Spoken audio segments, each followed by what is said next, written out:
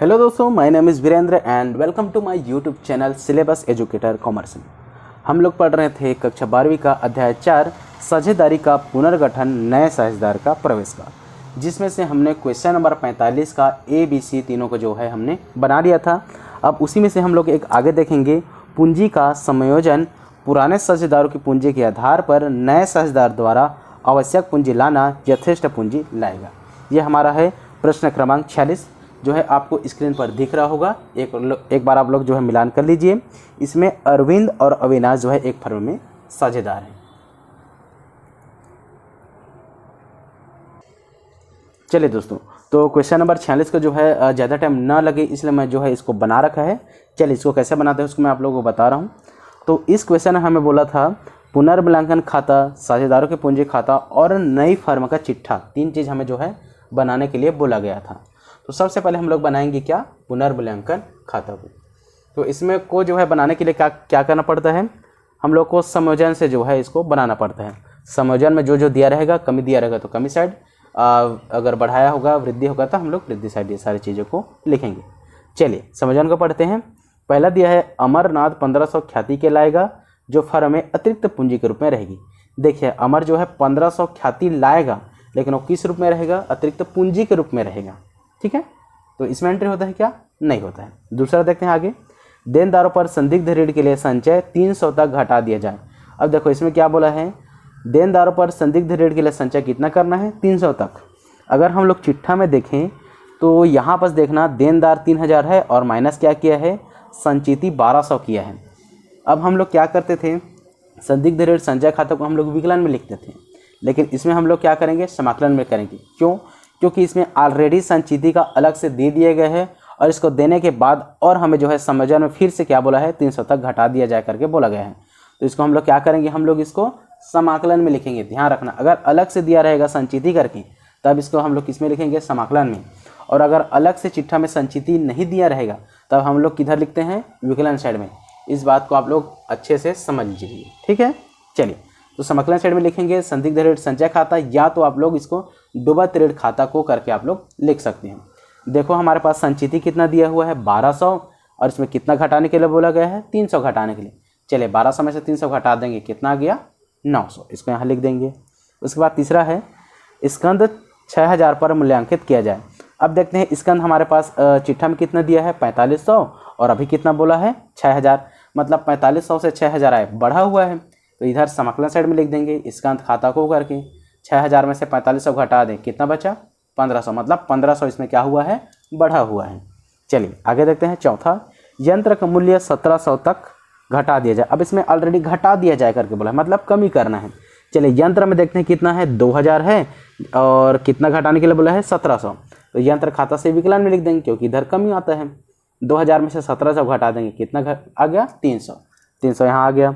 उसके बाद आगे पढ़ेंगे, अमरनाथ अपने हिस्से के लिए आवश्यक पूंजी लाएगा। उपयुक्त जानकारी से तैयार कीजिए पुनर्मूल्यांकन खाता, साझेदार पूंजी खाता और नई फर्म का चिट्ठा। मतलब हमें इतना ही समायोजन दिया हुआ था। तो अब हम लोग क्या करेंगे, समाकलन साइड की राशि को पूरा योग करेंगे और विकलन साइड की राशि को योग करेंगे। जिधर राशि कम रहेगी उधर क्या जाएगा, साझेदारों के पूंजी खाता करके जाएगा। चलिए देखते हैं, इधर हमने अगर टोटल किया तो इधर कितना आ गया, 2400, जबकि विकलन साइड में मात्र कितना आया था, 300। तो इधर राशि कम है तो क्या आएगा, साझेदारों की पूंजी खाता से लाभ आएगा और पुराने साझेदार का नाम अरविंद और अविनाश। तो 2400 में से 300 घटा देंगे, कितना बचा, 2100। उसी को हम लोग कहाँ लिखेंगे, यहाँ लिखेंगे। अब इस 2100 को हम लोग क्या करेंगे, अरविंद और अविनाश में बांट देंगे। किस अनुपात में बांटेंगे, तो 2:1 क्वेश्चन में दिया हुआ है। तो यहाँ पर देखना, अरविंद का अगर हम लोग बांटेंगे 2100 तो गुणा हो जाएगा 2:1, मतलब 2/3। 3 एकम 3, 3 7 21। 700 को अगर 2 से गुणा करो कितना आ जाएगा, 1400। उसको यहाँ लिख देंगे। अविनाश का वैसे करेंगे तो 2100 गुणा कितना हो जाएगा, 1/3। 3 एकम 3, 3 7 21। 700 को अगर 1 से गुणा किए तो कितना आ गया, 700। उसको कहाँ लिख देंगे, यहाँ लिख देंगे। और टोटल विकलन साइड का राशि 2400 लिख देंगे और समाकलन साइड की राशि को टोटल 2400 लिख देंगे। तो ये हमारा क्या बन गया, प्रश्न क्रमांक 46 का पुनर्मूल्यांकन खाता तैयार हो गया। चलिए अब इसी में हमें आगे क्या बनाने के लिए बोला गया है, साझेदारों के पूंजी खाता भी बनाने के लिए बोला गया है। तो उसका जो है फॉर्मेट यहाँ बना रखा है हमें। विवरण रहेगा अरविंद, अविनाश और नया साझेदार का भी नाम रहेगा अमरनाथ। फिर विवरण अरविंद, अविनाश और अमरनाथ। इधर रहेगा विकलन और इधर रहेगा क्या, समाकलन। तो साझेदार के पूंजी खाता में सबसे पहले हम लोग क्या लिखते हैं, जो पुराने साझेदार द्वारा जितना भी पूंजी रहता है उसको हम लोग शेष लाया गया के नाम से लिखते हैं। तो चलिए यहाँ पर से लिख देंगे शेष लाया गया। अरविंद कितना पूंजी लाया है 6000 और अविनाश कितना 3000 और अमरनाथ के में क्या कर देंगे डैश। अब पुराने साझेदार द्वारा पूंजी लाया गया है तो नए साझेदार द्वारा भी पूंजी लाया गया होगा। ठीक है दोस्तों। अच्छा, इसमें जो है नए साझेदार द्वारा पूंजी नहीं लाया गया है, ध्यान देना पहला में क्या बोला गया है 1500 ख्याति के लिए लाएगा, ये ख्याति है। ठीक है, जैसे अतिरिक्त पूंजी के रूप में रखेंगे, ये अतिरिक्त पूंजी के रूप में रखेंगे। अब यहाँ पास देखो मैंने रोकड़ खाता को 4200 लिखा है, तो इसका कैलकुलेशन कैसे होगा मैं उसको आगे आपको बताऊंगा। ठीक है, इसको आप लोग अभी स्किप किए रहना, 4200 कहाँ से आया उसको मैं आपको बताऊंगा, ध्यान रखना। ठीक है, चलिए उससे पहले हम लोग क्या करेंगे, जो ख्याति दिया हुआ है उसको पहले बांट लेते हैं। तो प्रीमियम के लिए ख्याति खाता को, ख्याति कितना है 1500, तो 1500 को अगर हम लोग 2:1 में बांटेंगे तो अरविंद का कितना आ जाएगा 1000 और अविनाश का कितना आ जाएगा 500। उसके बाद क्या लिखेंगे, पुनर्मूल्यांकन खाता को 1400-700, ये कहाँ से आती है, पुनर्मूल्यांकन खाता को विकलन साइड में जो बांटे थे उसी को हम लोग यहाँ क्या कर देंगे, समाकलन साइड में पुनर्मूल्यांकन खाता के नाम से लिख देंगे। अरविंद का 1400 और अविनाश का 700, यहाँ कर देंगे क्या डैश। अब चलिए देखते हैं, अब विकलन साइड में कुछ एंट्री होगा क्या, फिलहाल भी कुछ एंट्री नहीं होगा। यहाँ फिलहाल मैं बताता हूँ आपको 4200 कहाँ से आया, फिर इसको बताने के बाद फिर हम लोग किधर चलेंगे, फिर विकलन साइड में कैसे कैसे आया उसको बताऊँगा। चलिए, तो ये 4200 कहाँ से आया उसको देखेंगे। सबसे पहले हम लोग पूंजी की गणना करेंगे, क्योंकि देखो नए साझेदार द्वारा जो है पूंजी नहीं लाया गया है, तो हमें क्या निकालना पड़ेगा, सबसे पहले हमें लोग फर्म की पूंजी निकालेंगे, फिर फर्म की पूंजी में से कितना जो है नए साझेदार को मिलेगा उसको निकालेंगे। तो उसको निकालने के लिए नीचे में देखना पूंजी की गणना करेंगे। साझेदार हमारे पास कौन कौन है, अरविंद और अविनाश है, जिसका पुराना अनुपात कितना है 2:1 है। अब नए साझेदार हमारे पास कौन है, अमरनाथ है, प्रवेश किया है कितना भाग में 1/4 भाग में प्रवेश किया है। अब आगे निकालते हैं नया अनुपात। तो माना कि फर्म का कुल लाभ कितना है 1 है, तो शेष भाग कितना आ जाएगा, इस 1 में से माइनस कर देंगे कितना, जो नया साझेदार जो प्रवेश किया है उसको, तो 1 माइनस कर देंगे कितना 1/4। अब इसको अगर सॉल्व करेंगे तो कितना आता है 3/4 आता है, एकदम सिंपल सा है। 1/1 कर लेंगे, 1 में कुछ नहीं है तो माइनस कर लेंगे 1/4, सिंपल सा, उसको आप लोग सॉल्व कर लेना। जो रेगुलर देख रहे हैं उसको पता होगा इसको सिंपल सा शॉर्टकट में कैसे सॉल्व करते हैं। ठीक है, तो कितना आ गया अपना शेष भाग 3/4 आ गया। चलिए अब आगे देखते हैं, आगे नया अनुपात निकालेंगे। तो नया अनुपात निकालने के लिए नया अनुपात बराबर क्या हो जाएगा, पुराना अनुपात गुणा हो जाएगा शेष भाग हो जाएगा। चलिए तो अब देखते हैं, अरविंद का पहले निकालेंगे। अरविंद बराबर हो जाएगा 2/3, 2:1 था तो 2/3 कर लिए, गुणा कर देंगे शेष भाग। शेष भाग कहाँ से आया, यहीं से आया है, शेष भाग 3/4 को लिए हैं। तो यहाँ अरविंद का 2/3 कर दिए, पुराना अनुपात था, गुणा कर देंगे शेष भाग 3/4, ऊपर का गुणा कर देते हैं, 3 दूने 6 और 4 दिया 12, 6/12 आ गया। वैसे ही अविनाश का निकालेंगे। अविनाश का है 1/3, 2:1, 1 किसका था अविनाश का, तो 1/3 कर लिए, गुणा कर देंगे शेष भाग कितना है 3/4, 3 एकम 3 और 4 दिया 12। वैसे ही अमरनाथ का निकालेंगे। अमरनाथ का जो प्रवेश किया है उसी को लेंगे। ठीक है, प्रवेश कितना किया है 1/4 भाग में, तो उसी को लेंगे। 1/4 किए, गुणा कर दिए। अब देखो यहाँ नीचे में 12 है, यहाँ भी नीचे में 12 है, तो यहाँ नीचे में 12 लाने के लिए क्या करना पड़ेगा, 4 को 3 से गुणा करना पड़ेगा। तो नीचे में अगर 3 से गुणा कर रहे हैं तो ऊपर में भी 3 से गुणा करना पड़ेगा, ऊपर में भी 3 का गुणा और नीचे में भी 3 का गुणा। ये 3 एकम 3 हो गया और ये 4 तिया 12 हो गया। अब देखना यहाँ भी 12 है, यहाँ भी 12 और यहाँ भी 12 के, तो नया अनुपात क्या हमारा बन गया 6/12 अनुपात 3/12 अनुपात 3/12। इसको हम लोग लिख सकते हैं 6:3:3। अगर ये और कटता है तो कटा दो, 3 एकम 3, 3 एकम 3 और 3 दूने 6, 2:1:1। नया अनुपात हमारा क्या निकल गया 2:1:1 निकल गया। अब क्या करेंगे हम लोग, कुल पुराने साझेदारों की पूंजी। अब देखना हमारे पास जो पुराने साझेदार है उसकी टोटल पूंजी कितने हैं उसको पहले हम लोग क्या करेंगे जोड़ लेंगे। तो ये 8400 प्लस 4200 कहाँ से आया उसको मैं बता रहा हूँ। देखना यहाँ से 8400 अरविंद का हमने टोटल कर लिया तो कितना आया अपना 8400, और अविनाश का हमने टोटल किया तो कितना आ गया 4200। इसी को हम लोग इधर क्या लिखते हैं, शेष लग गया के नाम से लिखते हैं 8400 अविनाश के में लिख देंगे 4200, और अमरनाथ का भी हमें पता नहीं, ये हम लोग निकाल रहे हैं। ठीक है दोस्तों, तो यहीं से आया है। ठीक है, 8400 और 4200, तो यहाँ पास हम लोग जोड़ देंगे तो कितना आ गया 12600। अब क्या करेंगे, कुल पुराने साझेदारों का अनुपात तो क्या था 2:1 था, तो 2 + 1 करेंगे टोटल कितना है 3। अब इस 12,600 में इस 3 को हम लोग भाग दे देंगे, तब यहाँ पर देखना 12,600 बटा कर लेंगे कितना 3, 3 एकम 3, 3 चौक 12, 3 दूने 6, 3 शून्य शून्य 3 शून्य शून्य, ये आ गया 4200 बराबर बराबर है 4200। यहाँ पास 3 का क्यों हम लोग यहाँ पास क्या बोलते हैं भाग दिया, क्योंकि देखो टोटल हमारे पास कितना अनुपात वह है 2:1 था, तो उसको 2 + 1 करके हमने 3 बना लिया। अब हमारे पास पुराने साझेदार की टोटल पूंजी कितना आ गया 12,600।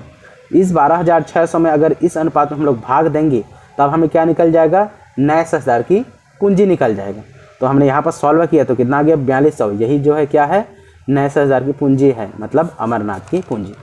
अब इसी 4200 को हम लोग क्या करेंगे, यहाँ लिखेंगे किस नाम से, रोकड़ खाता के नाम से 4200। ठीक है दोस्तों, अब समझ में आ गया 4200 कहाँ से आया, तो यहीं से आया है। अब 4200 यहाँ से आ गया, तो अब हम लोग क्या करेंगे, अमरनाथ के में इसको भी यहाँ ट्रांसफ़र कर देंगे शेष लगा करके 4200 करके। ठीक है दोस्तों, अब इधर तो कुछ नहीं आया था, तो डायरेक्ट जितना भी राशि है उसको हम लोग यहाँ शेष लगा के नाम से लिखे थे। 8400 अरविंद में, 4200 अविनाश में और अमरनाथ में 4200। इसी को पूरा टोटल कर लेंगे, 8400 अविनाश के में 4200 और अमरनाथ के में कितना कर लेंगे 4200। वैसे समाकलन साइड में अरविंद का आ गया 8400, अविनाश का आ गया 4200 और अमरनाथ का भी कितना आ गया 4200। तो ये हमारा बन गया साझेदारों के पूंजी खाता। अब इसी में हमें एक और चीज़ बनाने के लिए बोला था, क्या, फर्म का चिट्ठा। ठीक है दोस्तों, तो चलिए हम लोग जो है फर्म का चिट्ठा भी बना लेते हैं। तो यहाँ पर दोस्तों चिट्ठा के लिए मैंने जो है फॉर्मेट बना रखा है, दायित्व राशि संपत्तियाँ राशि। आर्थिक चिट्ठा 31 मार्च 2008 के लिए है, 2008 को समाप्त होने वाले वर्ष के लिए है।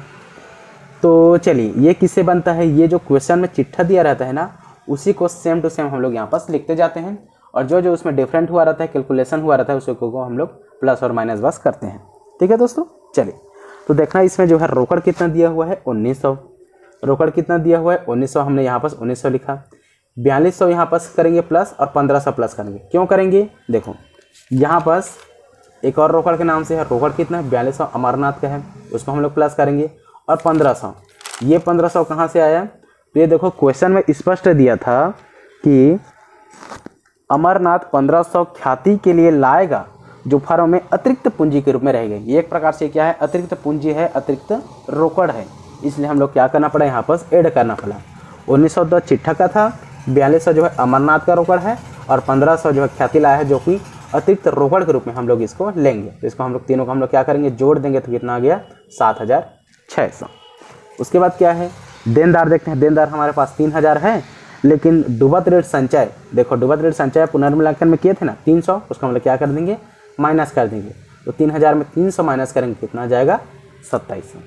उसके बाद देखते हैं स्कंध, स्कंध कितना है 4500 है, इसमें क्या हुआ था, वृद्धि हुआ था, तो प्लस कर देंगे, वृद्धि करके 1500, 1500 को ऐड कर देंगे, तो कितना आ जाएगा 6000। वैसे यंत्र का देखते हैं, यंत्र का 2000 है, लेकिन इसमें क्या हुआ था, कमी हुआ था, कितना का कमी 300, माइनस कर लेंगे कमी के नाम से 300, 2000 में 300 घटा देंगे, कितना आ जाएगा 1700। अब इसको हम लोग पूरा टोटल योग कर लेंगे, टोटल करेंगे तो कितना आ जाएगा 18000। ठीक है दोस्तों, तो ये जो 18000 है संपत्ति साइड, वही हमारा किधर ही आना चाहिए, दायित्व साइड भी 18000 आना चाहिए। तो चलिए दायित्व साइड को बनाएंगे। तो दायित्व में जो है लेनदार कितना दिया हुआ है 1200, तो 1200 हमने भी लिख लिया। अब पूंजी अरविंद का लिख देंगे 8400, अविनाश का 4200, अमरनाथ का 4200, तीनों को जोड़ देंगे, कितना हो जाएगा 16800। ये तीनों चीज़ों कहाँ से आया, तो ये आपका हमारा साझेदारों के जो पूंजी खाता बनाए हैं वहीं पर शेष ले गया है। इसी तीनों को हम लोग वहाँ पर लिखते हैं, किस नाम से, पूंजी खाता के नाम से। ठीक है दोस्तों, तो यहाँ पर पूंजी में हम लोग लिख दिए, तीनों को जोड़ दिए। अब इसको हम लोग अगर जोड़ते हैं तो इधर भी आ जाए कितना 18000। तो दायित्व साइड भी टोटल राशि 18000 आ गया, और संपत्ति साइड भी टोटल राशि 18000 आ गया। तो ये हमारा बन गया आर्थिक चिट्ठा। देखो ये रोकड़ की गणना कैसे करना है, उसको मैं नीचे पर बना रखा है। रोकड़ की गणना, पुराना चिट्ठा का रोकड़ हमारा 1900 था, अमरनाथ की पूंजी उसको भी हम लोग क्या लिखे हैं, साझेदार की पूंजी खाता में रोकड़ के नाम से, उसको भी 4200 को ऐड करेंगे। और ख्याति जो कि अतिरिक्त पूंजी के नाम से है, उसको भी हम लोग ऐड करेंगे। टोटल ऐड करेंगे तो कितना जाएगा 7600। ठीक है दोस्तों, तो ये हमारा बन गया क्वेश्चन नंबर 46। एक बार और मैं बता देता हूँ, आप लोग देख लीजिए आराम से, स्क्रीनशॉट वगैरह लेना चाहते हो तो ले सकते हो। तो ये हमारा क्वेश्चन नंबर 46 का पुनर्मूल्यांकन खाता है। ये हमारा साझेदारों की पूंजी खाता है और उसी में हम लोग पूंजी की गणना किए हैं किसका, अमरनाथ का 4200 के लिए, तो वो है यहाँ तक। अब उसके बाद हम लोग क्या बनाए हैं, आर्थिक चिट्ठा बनाए हैं। ठीक है दोस्तों, तो ये हमारा बन गया टोटल क्वेश्चन नंबर 46। इसमें किसी भी प्रकार का अगर डाउट हो तो मुझे कमेंट करके ज़रूर बताइएगा और वीडियो को जो है ज़्यादा से ज़्यादा शेयर कीजिए। अगर आप फर्स्ट टाइम इसमें विजिट किए हैं तो आप चैनल को सब्सक्राइब करके ज़रूर रखिए